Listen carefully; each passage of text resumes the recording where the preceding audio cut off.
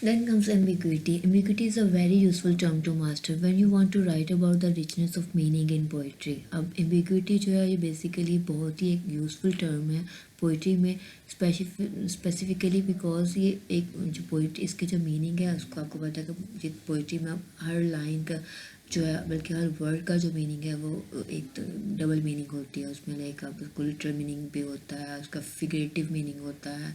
और जो जिसको जितनी बार कोई पढ़ेगा उसको एक नई एक डायरेक्शन मिलेगी, एक नई डायमेंशन उसको जो है वो देखने को मिलेगी।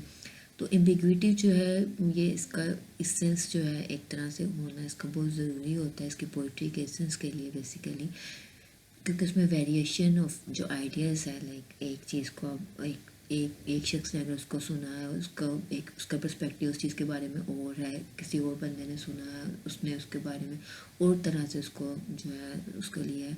तो ये एम्बिग्विटी जो है जो पोइट्री में जो क्रिएट करना ये ज़रूरी होता है। Unlike its use in ordinary speech, it does not mean a confusing mistake but is use to indicate the many nuances of meaning that can be found in poetic language. अगर ये ambiguity अगर speech में होती है, एक ordinary speech like day to day जो हमारी life में एक स्पीच होती है, अगर उसमें हो तो ऑब्वियसली ये कंफ्यूजिंग है। बट इन पोइट्री जो है इस तरह से इसकी मीनिंग की जो वेरिएशन है, और ये वेरिएशन जो है बेसिकली यही इस पोइटिक लैंग्वेज का जो है ये एसेंस होता है।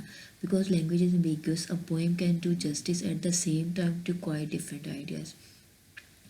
क्योंकि जो लैंग्वेज है ये अगर एम्बिगुअस होगी, लाइक इसमें क्लियरिटी उस तरह से नहीं होगी, तो ही तो है जो पोइम है आपको एक टाइम में डिफरेंट आइडिया से जो है वो उसको जस्टिफाई कर सकेगी।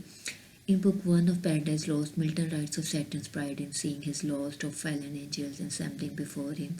एक Paradise Lost जो मिल्टन ने राइट किया था उसमें उसने जैसे उसके जो फॉलन एंजल्स थे वो सब इकट्ठे हुए थे उसके सामने, और वो बहुत प्राइड से जो है वो उनसे जो एक उनसे बात कर रहा होता है। And now his heart distance with pride and hardening in his strength glories.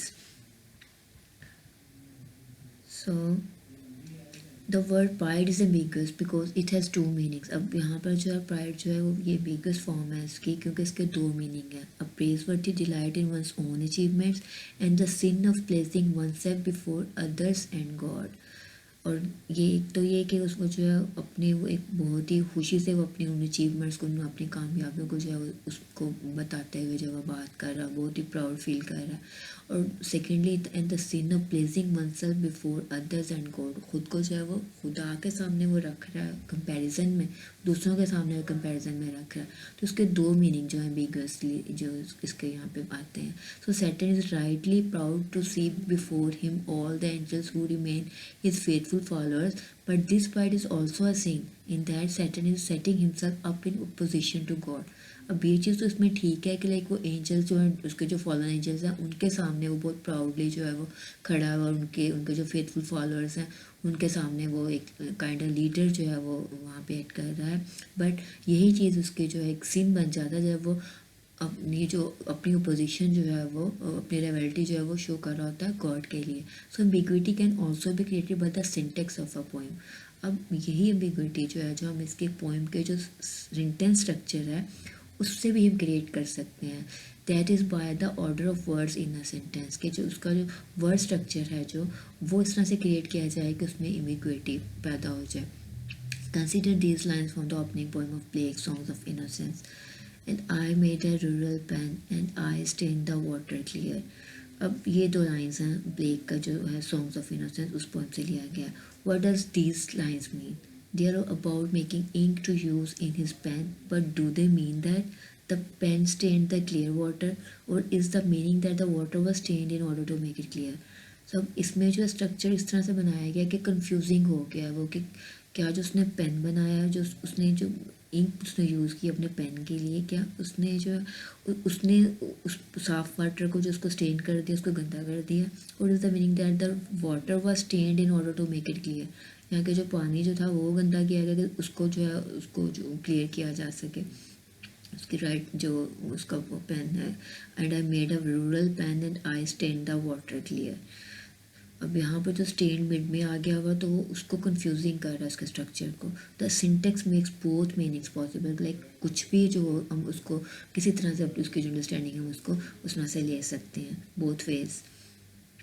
You may find that the longer you think about poems, the more ambiguous they become. Like आपने इसको नोटिस किया होगा कि अगर किसी भी पोएम को हम 1 से 2 से 3 4 बार अगर हम पढ़ते हैं तो हर बार जो है एक नया जो हमारे पास है उसका जो एक व्यू है वो हमारे सामने आता है, एक नई तरह से हम उसको देख रहे होते हैं, उस पोएम्स के मीनिंग्स को डीपर से डीपर हम उसके जा रहे होते हैं। तो जितनी बार हम उसको ज़्यादा पढ़ेंगे वो एम्बिग्युइटी जो होती है वो और ज़्यादा क्रिएट होती जाती है।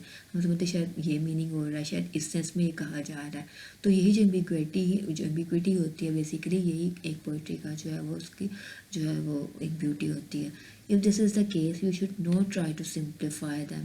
The best thing you can do when writing about them is to make clear that poems might mean a number of things. अब इसके लिए आपको ये नहीं करना कि आपने उनको सिंप्लीफाई कर देना, लाइक वो तो फिर प्रोज की तरह से हो जाएगा। अब पोएम की खूबसूरती ये है कि उसमें एम्बिग्युइटी रहे। तो आपने जब सिंपली आपने उसके बारे में लिखना है तो आपने जो उस पोएम का जो है उसको उस तरह से क्रिएट करना, लेकिन हाँ उसके बारे में डिफरेंट पर्सपेक्टिव में आप लिख सकते हैं कि हाँ इसका ये भी हो सकता है, ये इस सेंस में भी जो है वो जा रहा है। इसके जो जो वेरिएशन ऑफ मीनिंग्स हैं आप उसको आप डिटेल में आप उसको दे सकते हैं।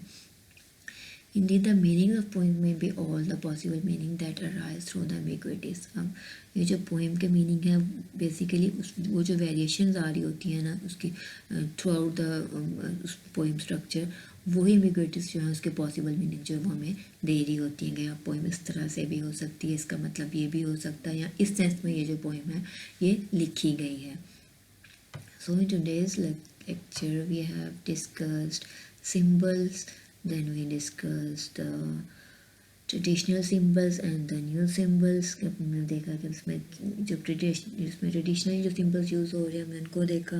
फिर हमने न्यू सिम्बल्स में जो है उसको देखा कि वो किस तरह से जो पोइट ने उसको जो है वो यूज़ किया। फिर हमारे पास है इसमें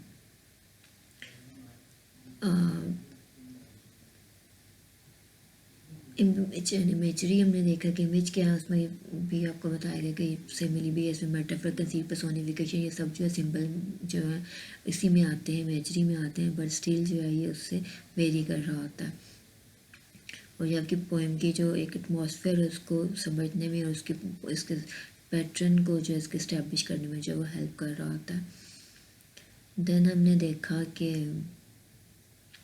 पैराडॉक्स है। पैराडॉक्स जो था उसके बारे में आपको बताया कि इसमें कंट्राडिक्शन होती है, जो कि कोई भी चीज़ कही जा रही होती है एक्चुअली वो रियलिटी ही होती है, लेकिन उसमें इस तरह से कंट्राडिक्शन की जाती है कि लाइक आपको उसको उसके जो लाइक जो एग्जिस्टिंग जो आपको है उस चीज़ से आपको जो एक इमेजिनेशन है उस उन दोनों का जो कंट्राडिक्शन है उसको आपको रियलाइज़ करवाना होता है। लाइक इसकी आपको एग्जांपल बनेगी कि heard melodies are sweet but those unheard are sweeter. तो इस तरह से ये आपके पैराडॉक्स में आ जाएगा।